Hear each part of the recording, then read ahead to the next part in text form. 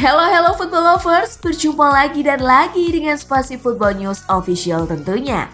Kali ini Spasi Football News sudah menyiapkan berita-berita terupdate seputar dunia sepak bola untuk kalian semua. Selamat menyaksikan!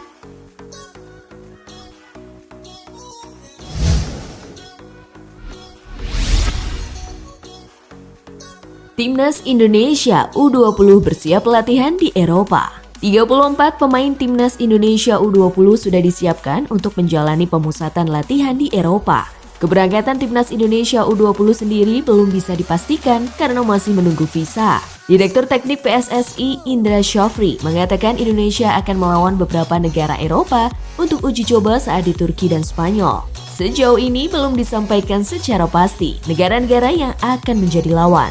PSSI berharap tim U20 Indonesia dapat meningkatkan kemampuan selama pemusatan latihan di Eropa. Apalagi tim ini nantinya menjadi cikal bakal skuad Piala Dunia U20 2023 mendatang.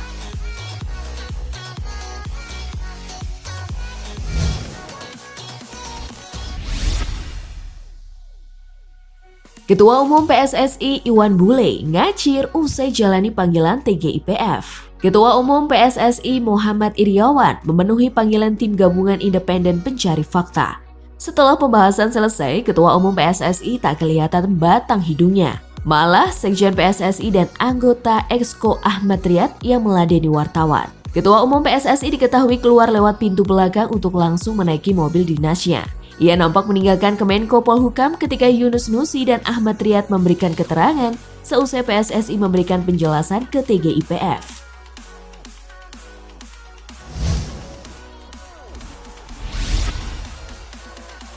Kylian Mbappe mau tinggalkan PSG di Januari. Kylian Mbappe tidak sepenuhnya bahagia di PSG.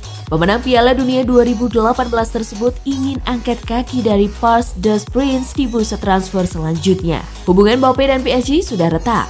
Sejumlah sumber mengonfirmasi kepada ESPN bahwa Mbappe mengira Direktur Olahraga Luis Campos, Presiden Nasser Al-Khelaifi, dan Galtier sudah ingkar janji kepadanya. Selain itu, hubungan Mbappe dengan Neymar tidak lagi harmonis, meskipun gosip ini sempat dibantah.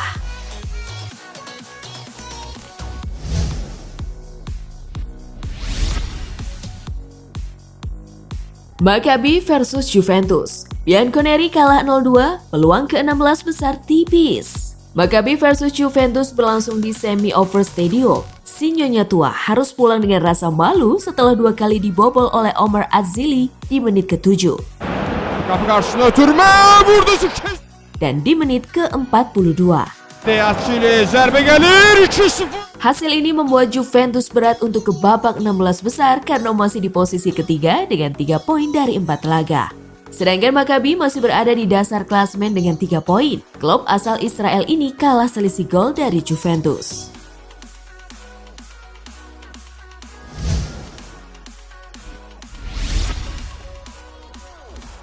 Copenhagen versus Manchester City tuntas 0-0. Manchester City gagal melanjutkan tren kemenangannya di Liga Champions. Bertemu ke markas Copenhagen, Manchester City harus puas berbagi angka usai berimbang 0-0.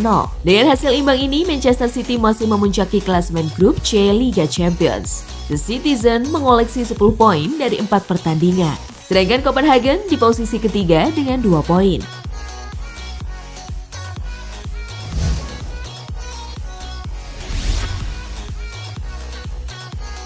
PSG versus Benfica, tuntas 1-1. PSG versus Benfica berlangsung di Parc des Princes. PSG unggul duluan di babak pertama lewat eksekusi penalti Kylian Mbappe.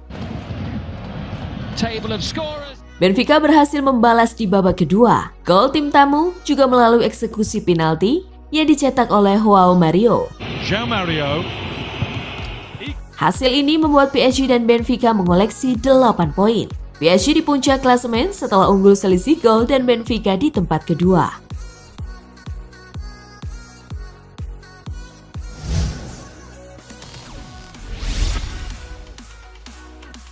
Dortmund versus Sevilla berakhir imbang 1-1. Leg Dortmund versus Sevilla berlangsung di Signal Iduna Park. Tim tamu mampu unggul lebih dulu di menit ke-18 lewat aksi Tanguy Kouassi. Tuan rumah mampu menyamakan kedudukan di menit ke-35 lewat aksi Jude Bellingham. Tak ada gol di sisa laga. Skor imbang 1-1 menghiasi pertandingan. Dengan hasil ini, Dortmund berada di posisi kedua dengan raihan 7 poin. Sedangkan Sevilla berada di posisi ketiga dengan raihan 2 poin.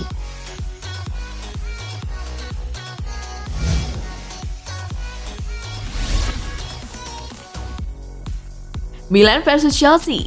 Aubameyang cetak gol, The Blues menang 2-0. Bermain di San Siro, kartu merah cepat untuk Fikayo Tomori di menit ke-18 mengubah jalannya laga.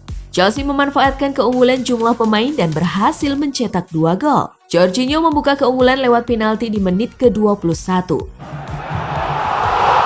Disusul tembakan terukur Pierre-Emerick Aubameyang dari jarak dekat pada menit ke-34. Milan mencoba memberi perlawanan, namun akhirnya tak ada yang berbuah gol. Kekalahan ini belum menutup peluang Milan lolos ke 16 besar. Namun, Rossoneri kini ada di posisi 3 grup A dengan 4 poin. Sedangkan Chelsea naik ke puncak dengan mengumpulkan 7 poin.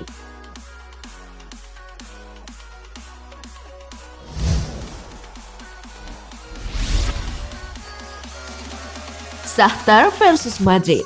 Rudiger selamatkan Los Blancos dari kekalahan. Shakhtar Donetsk menjamu Real Madrid di Stadion Miejki Legii Warsawa. Tuan rumah unggul lebih dulu lewat aksi Alexander Zubkov di menit ke-46. Rudiger menyelamatkan Madrid dari kekalahan lewat golnya di penghujung laga. Skor imbang 1-1 pun menghiasi pertandingan. Dengan hasil ini, Madrid masih kukuh di puncak klasemen dengan raihan 10 poin. Sedangkan Shakhtar berada di posisi ketiga dengan raihan 5 poin.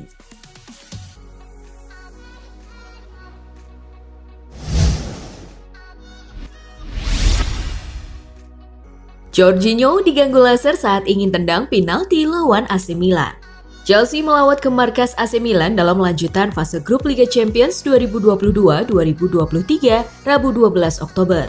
Dalam laga yang berlangsung di San Siro, gelandang The Blues Jorginho mendapat gangguan laser saat ingin menendang penalti.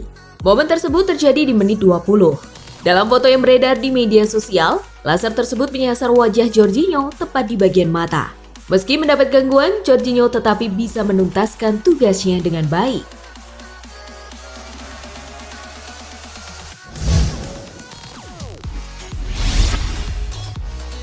AC Milan kalah, suara fans terbagi menjadi dua. Niat AC Milan untuk membalaskan kekalahan 0-3 dari Chelsea hanya sebatas sampai niat. Pada kesempatan kedua, Milan kalah lagi dengan skor 0-2 di San Siro. Kekalahan ini ditanggapi berbeda oleh fans. Ada yang merasa kekalahan ini disebabkan keputusan kontroversial wasit Daniel Sibort yang memberi kartu merah untuk Fikayo Tomori di menit ke-20. Ada pula yang memilih untuk introspeksi kekurangan di tubuh tim kesayangan. Milan disebut memang tidak layak bersaing di Eropa karena kedalaman skuad yang kurang. Terlepas dari itu semua, kekalahan ini memang mengecewakan bagi para pendukung Rossoneri. Dua kekalahan beruntun telah mendepak Milan dari posisi 2 besar grup A Liga Champions ke posisi 3.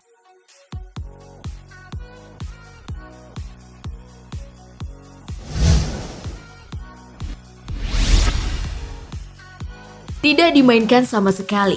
Bukti Haaland juga manusia. Pemandangan tidak wajar terjadi saat City mengumumkan susunan 11 pertamanya untuk menghadapi Copenhagen. Keanehan itu tampak pada nama Erling Haaland yang duduk di bangku cadangan dan tidak memainkan sang pemain di laga tersebut. Sebelum laga dimulai, Pep memberikan penjelasan soal keputusannya itu kepada BT Sport. Menurutnya, ia mencari pemain yang lebih segar untuk dimainkan. Pep juga mempertimbangkan untuk mengistirahatkan sang pemain. Ia menerima laporan medis soal risiko kelelahan yang akan diderita Haaland.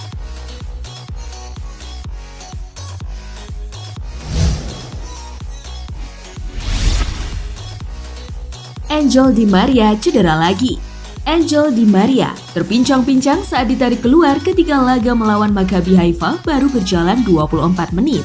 Beberapa saat sebelumnya, ia terlihat kesakitan sambil memegang bagian paha belakang sebelah kanan. Cedera ketiga Di Maria ini lokasinya berbeda. Dalam laporan injury mechanism, pemain timnas Argentina ini menderita cedera hamstring. Beda halnya dengan 2 cedera sebelumnya. Dalam catatan Transfer Market, Di Maria mengalami robek pada otot abduktor. Berkaca pada sejumlah rekam jejak pemain yang menderita hamstring, masa istirahatnya bisa cukup panjang atau paling cepat 1 bulan.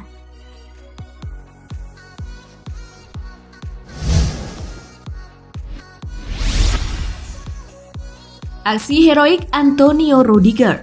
Antonio Rudiger sukses menyelamatkan Real Madrid dari kekalahan saat melawan Shakhtar Donetsk di Liga Champions 2022-2023. Rudiger sampai berdarah usai berbenturan ketika mencetak gol. Rudiger mengalami benturan dengan kiper Donetsk, Anatoly Trubin, hingga menyebabkan dahinya berdarah. Aksi heroik ini menunjukkan perjuangan yang telah dilakukan Rudiger demi menyelamatkan Real Madrid dari kekalahan.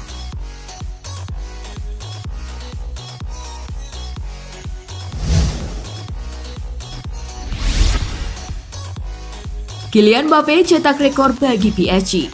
Kylian Mbappe berhasil mencetak 1 gol saat melawan Benfica di Liga Champions. Berkat gol tersebut, Mbappe menjadi pencetak gol terbanyak PSG di Liga Champions dengan jumlah 31 gol. Torehan tersebut melewati Edinson Cavani yang membuat 30 gol bersama PSG di Liga Champions. Mbappe juga melewati catatan Neymar yang menghasilkan 21 gol untuk PSG di Liga Champions.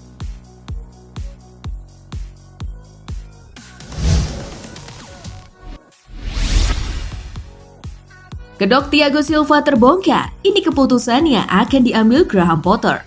Pemain Chelsea, Thiago Silva, diketahui oleh Graham Potter memiliki keinginan untuk bertahan di Liga Inggris.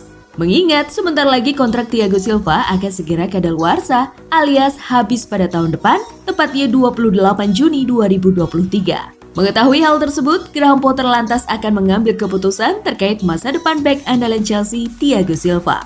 Sementara dilaporkan, ex-pemain Paris Saint-Germain tersebut sangat berharap bahwa The Blues segera memperpanjang kontraknya.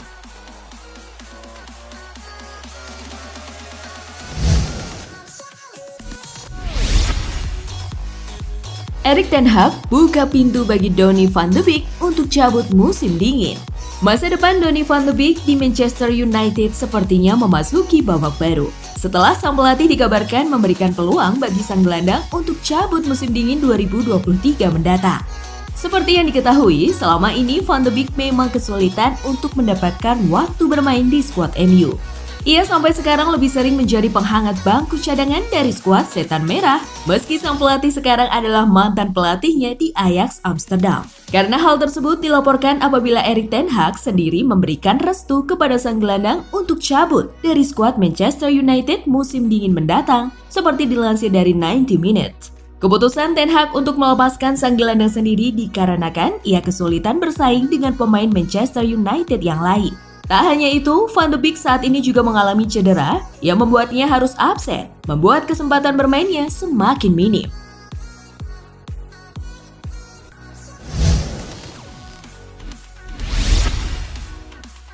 Pilar Barcelona kemungkinan besar absen di El Clasico. Jelang laga El Clasico yang bakal dimainkan 16 Oktober mendatang, Jules Koundé kemungkinan besar bakal absen lantaran masih mengalami masalah kebugaran. Sejauh ini beberapa nama macam Memphis Depay, Frank Kessie, Andreas Christensen, Hector Bellerin, dan Ronald Araujo harus terkapar cedera. Koundé pun demikian. Tanpa sejumlah nama tersebut, Barca hanya memiliki sepasang bek natural dalam diri Eric Garcia dan Gerard Piqué. Kedua nama tersebut diprediksi bakal diandalkan dalam laga melawan Inter dan Real Madrid. Di sisi lain, Marcos Alonso juga sempat dimainkan pada laga melawan Celta Vigo akhir pekan kemarin. Untuk Koundé, tipis kemungkinan dirinya bisa main di El Clasico.